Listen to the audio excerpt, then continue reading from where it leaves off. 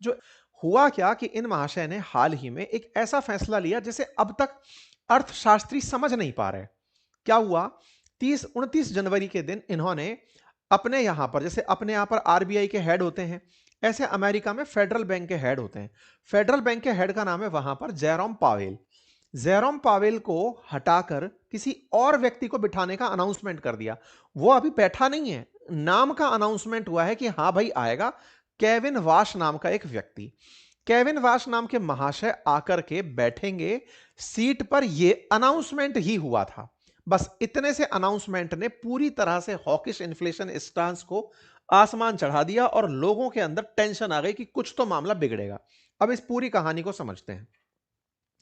हुआ क्या ना कि जेरोम पावेल जो थे, जो फेड रिजर्व में पिछली बार जब ट्रंप का शासन था तब लाए गए थे। ट्रंप अपनी तरफ से इनको नियुक्त किए थे यह समझते हुए कि ओबामा प्रशासन ने जो भी मार्केट के अंदर गंद फैलाई है, मैं आपको नियुक्त करता हूं, उसे दूर करो। जेरोम पावेल आए और आकर के उन्होंने बाजार को बढ़िया चलाया। बाइडेन का कालखंड भी वो चला गए, ट्रंप का कालखंड भी बढ़िया से चला गए।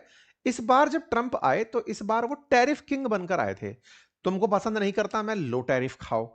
हर देश को उन्होंने जब टैरिफ बांटना शुरू किया तो उससे अमेरिका में महंगाई बढ़ने लगी। स्वाभाविक सी बात है, अगर भारतीय सामान अमेरिका में जा रहा है, उस पर 50% अतिरिक्त टैक्स भुगतान कर रहा है, तो ऐसे में टैक्स लगने से अमेरिका के अंदर तो सामान महंगा पड़ेगा। तो महंगा पड़ने लगा तो अमेरिका में महंगाई बढ़ने लगी। भाई जब वस्तु आपके पास आई महंगी रही है तो बाजार में लोगों को पे ज्यादा करना पड़ेगा।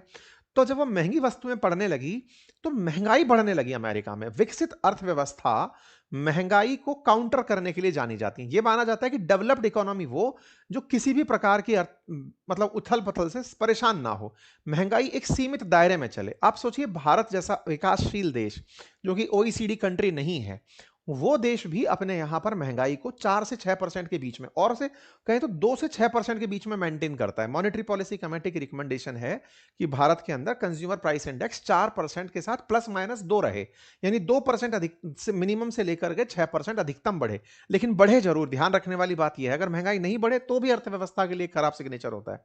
खैर, फिलहाल के लिए जब हमारे जैसे देश ने यह सोचा हुआ है कि हम महंगाई को 2 से लेकर 6% की रेंज में रखेंगे, विकसित अर्थव्यवस्थाएं दिमाग लगाती हैं कि 0 से लेकर 2% तक ही बढ़े, ज्यादा महंगाई नहीं बढ़नी चाहिए। लेकिन अमेरिका पिछले लंबे समय से, ट्रंप के काल से महंगाई से उलझ रहा है, और उसके पीछे का कारण अमेरिका में ट्रंप की नीतियां हैं, जो मेक अमेरिका ग्रेट अगेन के तहत चाहते ये हैं कि लॉन्ग रन में दुनिया भर के जो देश हैं वो टैरिफ से राहत पाने के लिए अमेरिका में निवेश करने आए। बहुत हद तक ट्रंप कामयाब भी हुए। अगर आप भारत के साथ हुई ट्रेड डील देखें तो उसमें भी वो $500 बिलियन भारत से मांगे हैं कि आप 5 साल में हमसे सामान खरीदोगे। यानी कि अमेरिका में अधिकतम धन कैसे पहुंचे ये सुनिश्चित कर रहे हैं ट्रंप।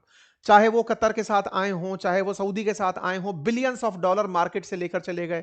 जापान के पास आए, ट्रिलियंस ऑफ डॉलर मांग लिए कि आप इतना निवेश करोगे अमेरिका के अंदर। दुनिया भर से अमेरिका में निवेश मांग करके ट्रंप बाजार में तो चले गए, लेकिन माल जो अभी सप्लाई हो रहा है वो अमेरिकन को बहुत महंगा पड़ रहा है।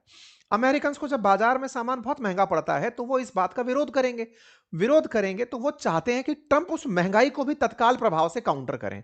हमारे चैनल पर आप लोग बहुत दिनों से हमारी खबरें सुन रहे हैं, उसके बावजूद भी आधे से ज्यादा लोग ऐसे हैं जिन्होंने चैनल सब्सक्राइब नहीं किया हुआ है। सब्सक्राइब कर लीजिए। भाई देखिए, वस्तु एक दिन में तो नहीं खरीदी और बेची जा सकती ना। मतलब मेरा यह है कि अगर मैं चाइना से या भारत से कोई सामान जा रहा है, अचानक कोई कंपनी बैठकर अमेरिका में जाकर वही वस्तु का निर्माण करे तो एक दिन में तो संभव है नहीं। तो अमेरिका में उद्योग लगना इतना जल्दी संभव नहीं है, इसलिए माल की सप्लाई महंगे दामों पर पड़ रही है। तो इस टाइम बीइंग फेज में, 1 साल के और 2 साल के टाइम फ्रेम में, ट्रंप का चाहत था कि जेरोम पावेल किसी तरह से बस इन्फ्लेशन को कट कर दें। लेकिन जेरोम पावेल का कहना था कि इन्फ्लेशन मेरे हाथ में नहीं है। उन्होंने ट्रंप को अर्थव्यवस्था समझाई। उन्होंने कहा कि देखो साहब, महंगाई बढ़ती क्यों है, कंसेप्ट समझो। महंगाई तब बढ़ती है जब लोगों के पास पैसा ज्यादा हो और सप्लाई कम हो, यानी कि डिमांड ज्यादा है और सप्लाई कम है। तो ऐसे में डिमांड और सप्लाई का जो गैप है ना, वो महंगाई बढ़ा रहा होता है सर। अगर सप्लाई ज्यादा कर दोगे और डिमांड ऑटोमेटिक वही मेंटेन रह जाएगी तो महंगाई नीचे आ जाएगी। आपने सप्लाई रोक रखी है टैरिफ लगा लगा के। ट्रंप को लगा कि मुझे ज्ञान देते हो तुम, ऐसे थोड़ी हो सकता है, मैं उस पार्ट को तो कम नहीं करूंगा, तुम एक काम करो, लोगों के पास पैसा बढ़ा दो। बोले मतलब? बोले डिमांड जिनके पास है वो आज महंगा सामान नहीं खरीद पा रहे, यही तो कारण है ना। महंगा सामान नहीं खरीद पा रहे क्योंकि टैरिफ से महंगा हो गया है। बोले हाँ, टैरिफ से महंगा हो गया है, लोग कम पैसा लेकर के जो खरीदना चाहते हैं उसके पीछे भाव मोल करने लग रहे हैं। छोड़ दो ना, तुम तो केवल लोगों को यह महसूस कराओ कि पैसा बहुत है अपने पास और उस बहुत पैसे से महंगी वस्तु खरीद पाए। बोले सर ये इकोनॉमिक्स में बैठती नहीं है सेट। मैं ज्यादा महंगे दाम पर, मतलब लोगों के पास पैसा बढ़ा दूं अगर, तो वो और ज्यादा महंगी कर देंगे वस्तु को, क्योंकि वस्तु वहीं खड़ी है। ट्रम्प कह रहे हैं पागल हो गए हो क्या, सामान तो आ ही रहा है, महंगा आ रहा है, महंगा आ रहा है तो ज्यादा पैसे होने चाहिए। जयराम पावेल ने कहा सॉरी सर, मेरे ये अर्थशास्त्र समझ में नहीं आती। बोले बेटा तुम हट जाओ, तुम्हारी जगह मैं दूसरा आदमी लाऊंगा, केविन वॉश, जो कि इन्फ्लेशन पर हॉक की तरह अटैक करता है, बाज की तरह अटैक करता है, वल्चर्स की तरह उसको खा जाता है, एकदम इन्फ्लेशन को मार डालता है। वो जाना ही इसलिए जाता है, पहले भी गवर्नर रह चुका है, क्योंकि फेडरल रिजर्व के अंदर कई और बैंक्स आती हैं, उनमें से गवर्नर एक बैंक का रह चुका है। बोले वो देखना इन्फ्लेशन को मार लगा देगा। बोले सर अगर आपको लगता है कि वो इन्फ्लेशन को कट करने के लिए हॉक की तरह काम करेगा, बाज की तरह इन्फ्लेशन को खा जाएगा, सर मुबारक, आप उन्हें बिठा लीजिए, मैं तो चला। अब क्या हुआ, केविन वॉश का नाम इन्होंने अनाउंस किया 29 जनवरी को। अनाउंस किया तो लोगों को लगा कि अब इसका मतलब महंगाई कम हो जाएगी। लेकिन अब सोशल मीडिया का दौर है, सोशल मीडिया का दौर है, केविन वॉश के पुराने कारनामे बाहर आ गए। बोले भाई साहब पहले वाला तो समझदार आदमी था जो डेटा से ड्रिवन था, जेरोम पावेल डेटा देखकर चलता था कि अगर डेटा कह रहा है महंगाई बढ़ी हुई है तो बोले इंटरेस्ट रेट कट नहीं करूंगा। देखो लोगों के पास पैसा बढ़ाने का तरीका क्या है, ब्याज दर कम कर दो, ब्याज दर कम कर दोगे तो लोग ज्यादा आपसे पैसा लेने लगेंगे, ब्याज दर बढ़ा दोगे तो लोग आपसे पैसा कम लेने लगेंगे। तो जेरोम पावेल हमेशा से कहते रहे कि सर मैं ब्याज दर ऊपर रखूंगा ताकि लोगों के पास पैसा कम रहे, कम रहे तो वो सप्लाई ज्यादा मतलब कम भी हो रखी है तो वो उस पर बहस नहीं करेंगे, ज्यादा महंगाई नहीं करेंगे।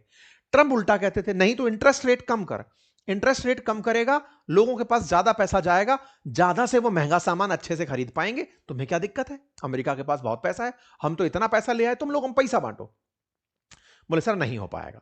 अब साहब इन्होंने गलती क्या करी, इन्होंने किसी जिस नाम के, केविन वाश नाम के व्यक्ति को फेडरल रिजर्व का गवर्नर नियुक्त किया। वो अभी नहीं बैठेगा, मई में जाकर सीट पे बैठेगा। लेकिन नाम अनाउंस हुआ तो लोग घबरा गए कि हैं ये तो एक सरदर्द था, जो अब आ रहा है वो तो और खतरनाक सरदर्द है। क्यों, वो व्यक्ति है जो खुद ये मानता है कि इन्फ्लेशन के लिए इंटरेस्ट रेट जिम्मेदार है और इंटरेस्ट रेट में कटौती नहीं होनी चाहिए। अब आप पूछेंगे ये इंटरेस्ट रेट का बवाल क्या है। होता क्या है ना, अमेरिका जैसे विकसित राष्ट्रों में, चाहे जापान हो, साउथ कोरिया हो, दुनिया के जो डेवलप्ड इकोनॉमी है, वो अपने लोगों को बहुत कम दरों पर इंटरेस्ट रुपया उपलब्ध कराते हैं। जैसे आज आप और हम जब बैंक से लोन लेने जाते हैं तो 8-10% पर हमें हाउस लोन या ये कार लोन वगैरह मिलता है। लेकिन अमेरिका जैसे देश में आप पर्सनल लोन भी लेने जाते हैं तो आपको वो 1-2-3% टाइप पे मिल जाएगा।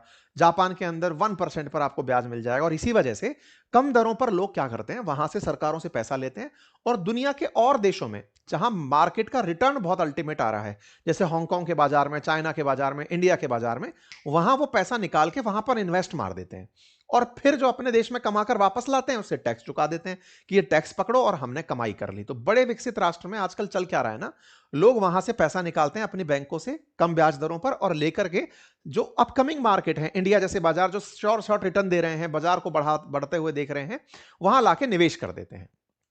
इसी को आप एफआईआई कहते हैं, फॉरेन इंस्टीट्यूशनल इन्वेस्टर्स, अपने देश में जो लगाते हैं ना शेयर बाजार के अंदर, दुनिया भर के देशों से जो आते हैं। तो अमेरिकी लोग इस बात को खूब अच्छे से खेलते हैं। लेकिन अगर आपने ब्याज दरें बढ़ा दी तो क्या है ना कि वो आदमी डरता है कि 3.5-4% तो मैं यहां बैंक से इंटरेस्ट पे पैसा ले रहा हूं और भारत जैसे बाजार में मान लो 8% रिटर्न मिल रहा है, तो मैंने फिर क्या ही कमाया, इतनी मेहनत करी 4% के लिए थोड़ी मैं अपना माथा खपाऊंगा। तो फिर क्या होता है कि वो लोग अपने पैसे को निवेश करने से डरते हैं और पैसा बैंक से लेने से डरते हैं कि ना भाई अपन को नहीं चाहिए, अगर आप इंटरेस्ट रेट कम करोगे तब हम कहीं बाजार में पैसा लगाएंगे। तो पैसा बैंक से लेकर के अमेरिकी लोग कम ब्याज दरों पर पैसा लेकर के गोल्ड में, सिल्वर में, स्टॉक मार्केट में, क्रिप्टो में, इनमें इन्वेस्ट करते हैं जो कि इकोनॉमी से तेज दौड़ रहे होते हैं, ग्रोथ रेट से ज्यादा तेज दौड़ रहे होते हैं, उन बाजारों में इन्वेस्टमेंट मार देते हैं। लेकिन जब आप इंटरेस्ट रेट बढ़ा देंगे तो बढ़ाए हुए इंटरेस्ट रेट से क्या होगा, लोगों के पास पैसा कम होगा, पैसा कम होगा तो वो इन चारों जो मैंने आपको इन्वेस्टमेंट ऑप्शंस बताए इनमें कम पैसा लगाएंगे, कम पैसा लगाएंगे तो बाजार नीचे आएगा। बोले सर इतना तुरंत थोड़ी होता है, अभी तो नाम घोषित हुआ है भाई, ट्रंप से उम्मीदें थी कि जेरोम पावेल से पिछले साल से झगड़ रहा है, कोई ऐसा आदमी लेकर आएगा जो इन्फ्लेशन हॉक नहीं होगा, ऐसा आदमी होगा जो डव की तरह काम करेगा। ट्रंप बोलेंगे ऐसा करो, वो कहेगा जी हुजूर कर देंगे। लेकिन यह आदमी एक और एक्सट्रीमिस्ट को ले आया जो कि मानता ही है कि मैं तो रिजिड तरीके से इन्फ्लेशन से लड़ाई लड़ूंगा। बोले भाई साहब इनकी गलत चॉइस है। लोगों ने कहा ट्रंप ऐसी गलती नहीं कर सकते। ट्रंप पावेल से परेशान थे तो दूसरा वॉश जैसा आदमी क्यों ले आएंगे? बोले नहीं साहब, वॉश जो है ना वो ट्रंप की मानसिकता से मैच खाते हैं, ट्रंप की आइडियोलॉजी से मैच खाते हैं, मेक अमेरिका ग्रेट अगेन करना चाहते हैं। और वो ट्रंप के कहने पर अपना हॉक आई वाला नजरिया बदलकर डव बन जाएंगे, बतख की तरह गर्दन झुका करके हर बात को ट्रंप के किस्से में मानेंगे। बोले सर आप गलती कर रहे हो, वो आदमी ट्रंप के 3 साल के कार्यकाल के लिए अपनी जिंदगी खराब नहीं करेगा। अमेरिका में एक अलग तरह की बहस चल रही है। इस बहस में बहुत कम लोग ये मानने पर तैयार हुए कि ट्रंप ने डव को बिठा दिया है। सब लोग यही मान रहे हैं कि साहब हॉक बैठ गई है और बाजार को खा जाएगी। यही कहानी है हॉकिश इन्फ्लेशन की कि भाई सुनो, भूल जाओ इंटरेस्ट रेट कम नहीं होने वाली, और इंटरेस्ट रेट कम नहीं होगी तो सुनो तुम जो पैसा लेके बैठे हो ब्याज समेत चुकाना पड़ेगा। यही सारा पैसा लोग वापस भगाने लगे और कहानी इन महाशय के नाम अनाउंसमेंट से 29 जनवरी के दिन चांदी का गिरना हो और क्रिप्टो का गिरना हो, धाड़ धूम आ गया। आप सोचिए कि ट्रंप ने अनाउंस किया केविन वॉश का नाम और तुरंत बिटकॉइन जो है वो धाड़ से नीचे आ गया। अब समझ में आया?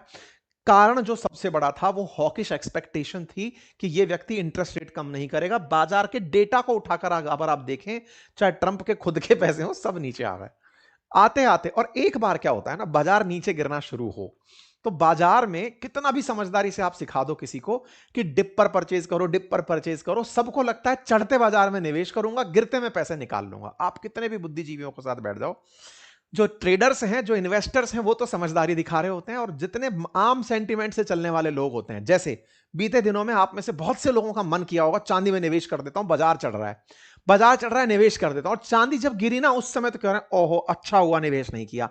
मतलब कोई ये नहीं अपॉर्चुनिटी तलाश रहा है कि गिरते बाजार में निवेश करके भविष्य में तो ऊपर जा सकता है। सोना चढ़ रहा था, अरे यार काश खरीद लिए होते, बहुत अच्छा रहा। सोना अब सस्ता हो गया है, अरे यार पता चले कि और नीचे गिर जाएगा। तो ये जो मार्केट सेंटीमेंट है ना गिरते बाजार में, आप सोचिए कि इसके चलते लोगों ने ईटीएफ से पैसे निकाल लिए। अमेरिका में बकायदा क्रिप्टो का ईटीएफ चलना शुरू हो गया था, बिटकॉइन का ईटीएफ, ब्लैक रॉक जैसी कंपनियां क्रिप्टो में ईटीएफ ले आई थी, एक्सचेंज ट्रेडेड फंड्स ले आई थी। लोग उससे पैसे निकाल निकाल कर भाग लिए, अरे पता नहीं भाई साहब डूब जाएगा, जहाज डूब जाएगा। और क्या हुआ, बाजार धाड़ धूम बिकवाली पर निकल पड़ा कि अरे चलो पता नहीं कहां जाके गिरेगा, कोई कंट्रोल करने वाला तो है नहीं, $60,000 के नीचे गिर जाएगा, ऐसी उम्मीदें लगना शुरू हो गई। मार्केट के अंदर बाजार की गिरती कीमतों ने लोगों के मन में एक डर बिठा दिया, और तलाश में लोग अभी तक यही हैं कि गिरती कीमत का सपोर्ट लेवल कहां आने वाला है। क्या 60,000 से नीचे नहीं जाएगा? अगर इससे ऊपर जाएगा, एक बार यहां से बाउंस वापस मार गया, एक बार सपोर्ट बाजार के भाव को मिल गया, तो ये वापस ऊपर की तरफ जाता हुआ दिख सकता है। लेकिन अभी विशेषज्ञ पूरी तरह से इस बात पर बैठे हुए हैं कि कोई तो कम से कम इस समझदारी में आएगा कि अब तो जो $1,22,000 के हिसाब से बिटकॉइन चल रहा था, आज वो आधी दाम पर मिल रहा है। अगर कोई सही मायने में ट्रेडर हुआ और वो अब एंट्री कर गया तो बाजार को फिर से हिलाएगा और वो ऊपर ले जाएगा। तो सपोर्ट की तलाश में एक साधारण निवेशक चल रहा है, बाकी बड़े इंस्टीट्यूशनल इन्वेस्टर इस बाजार के अंदर खेला करके जो पैसा बनाना चाहेंगे वो गिरते से भी बनाते हैं और चढ़ते से भी बनाते हैं। बाजार में